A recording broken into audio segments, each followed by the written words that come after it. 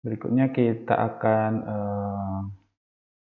mempelajari dari view, tab view seperti itu. Di sini ada panes, kemudian ada navigation pane. Navigation pane ini digunakan untuk mengaktifkan atau tidak mengaktifkan panel navigasi. Jadi panel navigasi adalah panel sisi kiri yang digunakan untuk memilih drive atau folder. Nah, ini adalah disebut panel navigasi. Semua drive atau folder ini berada di panel navigasi. Jika kita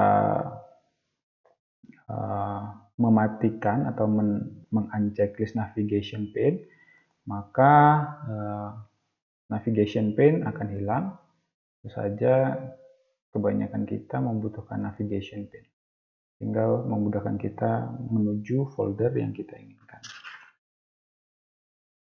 Berikutnya preview pane. Jika kita mengaktifkan preview pane, maka kita bisa melihat sekilas isi dari sebuah file dokumen tanpa harus membuka file tersebut. Ini saya klik preview pane. Nah, misalnya kita ingin menginginkan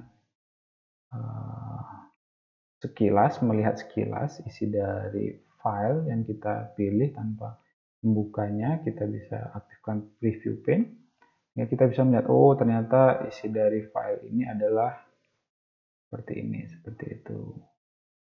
Kemudian jika kita klik details pane, jadi kita bisa melihat ukuran dari file ini dan kapan terakhir dimodifikasi.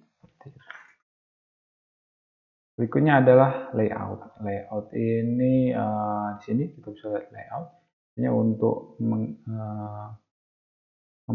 meminta atau menginginkan tampilan dari gambar apakah lebih kecil, lebih besar, atau hanya berbentuk list saja. Ini saya contohkan, mungkin lebih karena seperti ini, kita misalnya mau dalam bentuk list saja atau kalian melihat gambarnya supaya kelihatan lebih besar dan tidak harus membuka gambarnya, kita bisa menuju ke layout.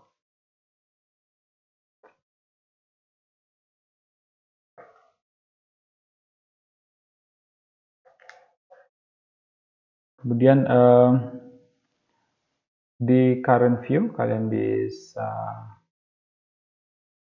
mendapatkan perintah-perintah yang berfungsi untuk mengorganisasi tampilan file agar lebih rapi, terstruktur, dan mudah mencarinya. Misalnya kalian sort di sini fungsinya untuk mengurutkan file berdasarkan kriteria tertentu, misalnya berdasarkan nama, maka di sini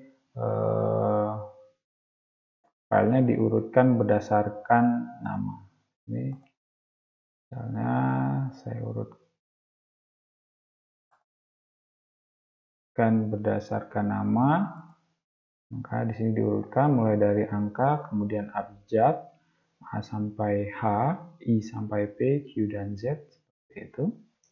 Kemudian bisa date berdasarkan terakhir di modifikasi, bisa berdasarkan tipe file dan lain sebagainya.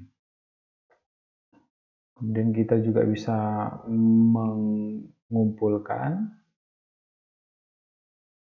folder-folder berdasarkan misalnya tanggal. Jadi ini kapan terakhir pembuatannya misalnya itu dan sebagainya. Di sini ada dikelompokkan berdasarkan tipe, dikelompokkan berdasarkan ukuran, dikelompokkan berdasarkan kapan dibuatnya dan lain sebagainya.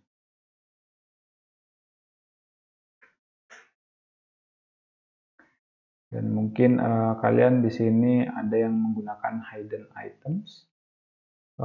Misalnya kalian menghidden sebuah folder karena tidak menginginkan orang lain mengetahuinya.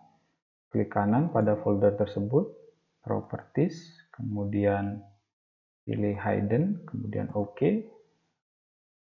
Oke, kemudian file tersebut akan hilang. Dan jika ingin menampilkannya, kalian bisa pilih ke tab view, kemudian checklist hidden items, maka folder tadi akan kelihatan.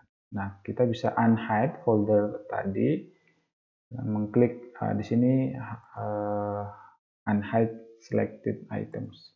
Tadi menghide juga bisa melalui tab view ya, hide selected items, seperti itu. Ya, itu saja yang bisa saya sampaikan terkait pertemuan ini. Kita cukupkan pertemuan hari ini.